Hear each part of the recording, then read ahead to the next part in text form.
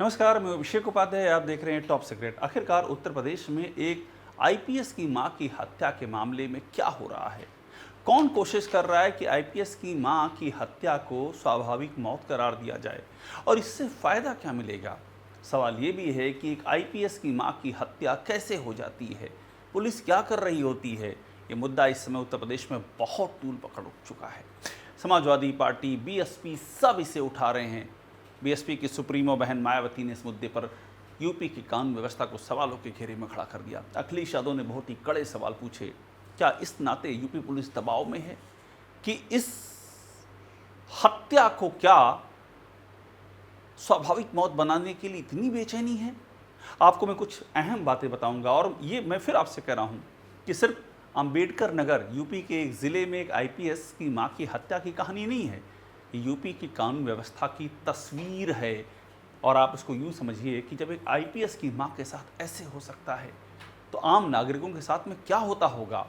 और सवाल ये भी है कि जब एक आईपीएस की मां की हत्या की एफआईआर को 2 दिनों के अंदर स्वाभाविक मौत करार देने की इतनी बेचैनी जब पुलिस के अंदर है, सिर्फ 2 दिन के भीतर, 48 घंटों के भीतर, तो प्रदेश भर में जो हो रहा है, आम घरों में जो हत्याएं हो रही हैं, जिनके पीछे कोई आईपीएस नहीं है, मतलब आवाज़ उठाने वाला, जिनके परिवार में कोई बड़े पदों पर नहीं है, जिनके पीछे कोई पॉलिटिकल ताकत नहीं है, उनकी तो कोई सुनवाई भी नहीं कर रहा है। ये तमाम जगहों से आरोप आ रहे हैं, आज से नहीं आ रहे हैं। योगी आदित्यनाथ की पिछली 9 साल की सरकार में खुद बीजेपी के कार्यकर्ता चीख चीख कर खामोश हो गए कि उनके घर में जब इस तरह के अपराध होते हैं तो उनकी सुनवाई नहीं होती है।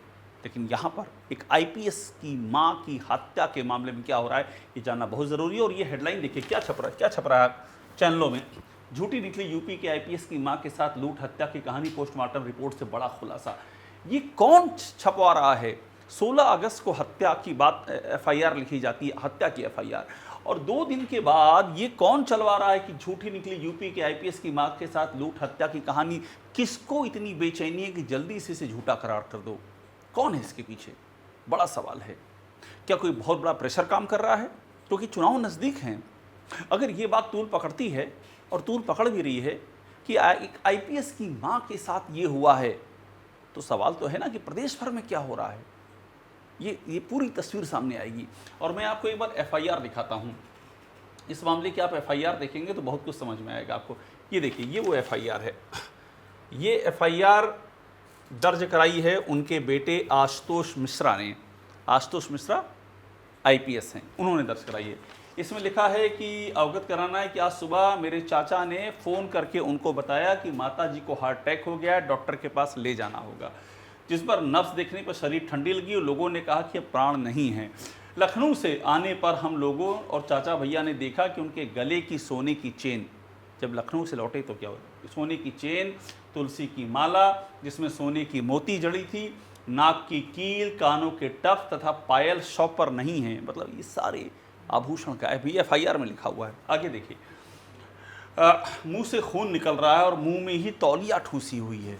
मुंह में तौलिया ठूसी हुई है, ये हार्ट अटैक की निशानी है, और मुंह से खून निकल रहा है।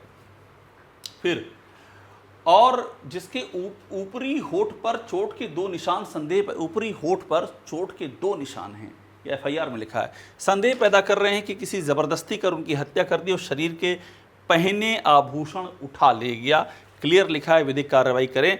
और ये देखिए, नाम है आशुतोष मिश्रा, उनके बेटे आईपीएस का नाम इसमें लिखा हुआ है। अब सवाल ये है कि ये सब तो आपने देख लिया, लेकिन अब देखिए इसमें क्या हो रहा है। एफआईआर मैंने आपको बता दी, जो मीडिया में रिपोर्ट आ रही है वो बता दी। अब अंदर की कहानी बताता हूँ। हुआ ये कि जब वहाँ पर पहुँचे, घर के लोग पहुँचे, तो क्या देखा? घर की कुंडी खुली हुई थी, मुंह में कपड़ा ठूसा हुआ था, होठ पर 2 कट थे, खून निकल रहा था, अलमारी का सामान बाहर था, गले की चेन, और ये सब चीज़ें बाहर थीं। इतना सब होने के बाद आईपीएस जाते हैं, खुद एफआईआर लिखवाते हैं और इन सब चीज़ों का ब्यौरा लिखते हैं। और उसके बाद 2 दिन के भीतर ये कैसे कह दिया जाता है कि नहीं, ये तो पोस्टमार्टम में हार्ट अटैक निकला है। और अखबारों में क्या छप रहा है? ये जो छपा है, ये क्यों छपा है? ये देखिए, झूठी निकली यूपी के आईपीएस की मां के साथ लूट हत्या की कहानी, पोस्टमार्टम रिपोर्ट से बड़ा खुलासा क्यों निकला है। अब मैं आपको सुनाने जा रहा हूँ वहाँ की जो एसपी हैं अम्बेडकर नगर की प्राची सिंह, उनका बयान सुनिए। उनका बयान बहुत ही महत्वपूर्ण है।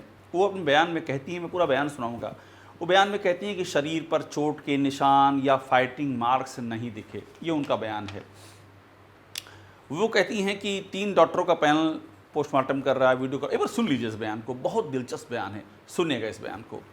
आज दिनांक 16/8/2026 को दिन में 1:13 पर रमेश चंद मिश्रा नामक व्यक्ति ने थानाध्यक्ष मालीपुर को यह सूचना दी कि ग्राम रूढ़ा धमारुआ के रहने वाले श्री आशुतोष मिश्रा जी की माताजी का सुबह 8 बजे हार्ट अटैक से निधन हो गया है।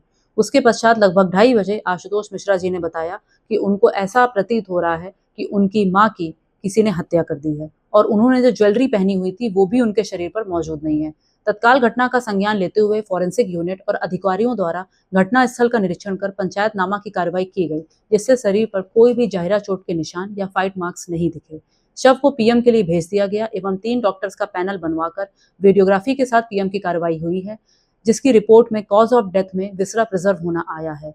हार्ट को हिस्टोपैथोलॉजिकल एनालिसिस के लिए भेजा जाएगा, जिससे कार्डियक अरेस्ट की स्थिति पर स्पष्टता आ सके। सुसंगत धाराओं में अभियोग पंजीकृत कर विधिक कार्रवाई प्रचलित है।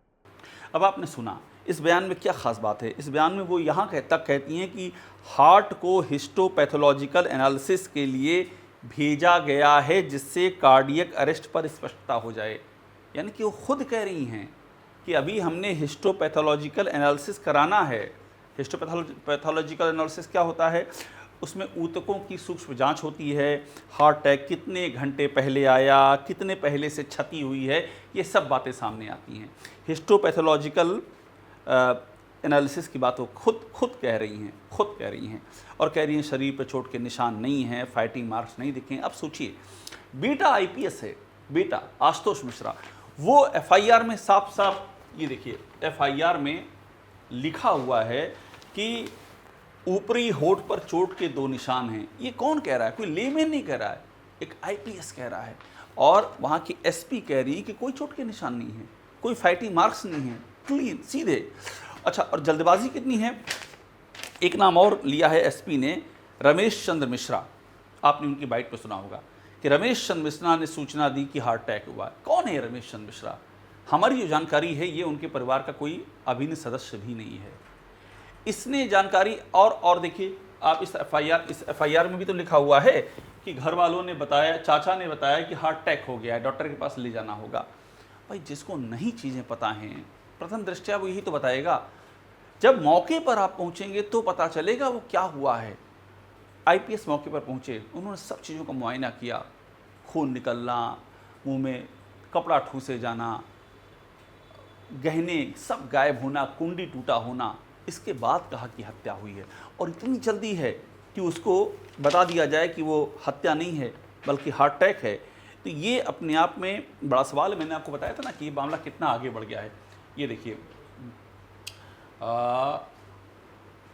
यहाँ पर क्लियर लिखा हुआ है, आईपीएस अफसर की मां की हत्या पर भड़की मायावती, योगी सरकार से की ये मांग।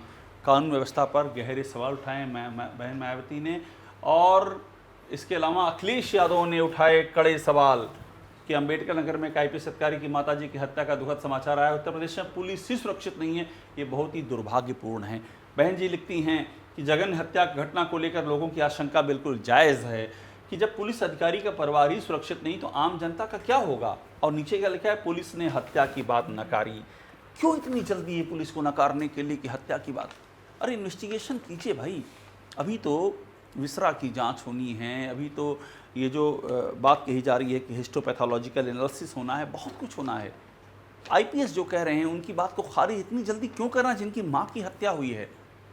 और मैं आपको बताऊं, ये एक मामला नहीं है। उत्तर प्रदेश में हाल हम देखें, हाल फिलहाल में तो एक सीरीज चल रही है। गोरखपुर, जहाँ से योगी आदित्यनाथ विधायक हैं, इस प्रदेश के मुखिया हैं, वहाँ एक के बाद एक हत्याएँ चल रही हैं। अभी वहाँ पर शिव प्रकाश त्रिपाठी की बांके से काट करके तलवार से मार करके दिन दहाड़े हत्या कर दी गई, वो वीडियो सामने आया। राजकुमार चौहान, जो गोरखनाथ मंदिर से कुछ दूरी पर ही उनका घर और उनकी गोरखनाथ मंदिर से कुछ दूरी पर ही सुबह सवेरे उनको मार करके, बेरहमी से मार के हत्या कर दी गई। और आंकड़ा कहता है गोरखपुर का कि एक साल में 59 मर्डर, एक साल में 5 मर्डर का आंकड़ा है। एक महीने में। ये 2025 की कहानी, ये अखबारों में छपी हुई है और मैक्सिमम का जो केसेस हैं वो अनसॉल्व्ड हैं, उनका कोई सलूशन ही नहीं निकला है। ये है इस प्रदेश की कानून व्यवस्था का हाल। और आखिर में सवाल ये भी है कि ये क्यों हो रहा है? पुलिस दनादन इनकाउंटर कर रही है, किसकी टांग में गोली मार रही है? इलाहाबाद हाईकोर्ट सवाल उठा चुका है इन इनकाउंटरों पर, यहाँ तक कह चुका है ये प्रमोशन के लिए, सत्ता को खुश करने के लिए किया जा रहा है।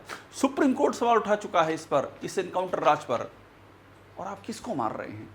जज जब जाते हैं एक जेल में तो वहाँ पर एक लाइन से कैदी सामने आते हैं, बताते हैं किस तरह से ज़बरदस्ती पकड़ करके उनका फर्जी टांग में गोली मारी गई है। तो असली अपराधी कहाँ हैं और किसको मार रहे हैं आप? कौन सी कानून व्यवस्था सुधार रहे हैं आप?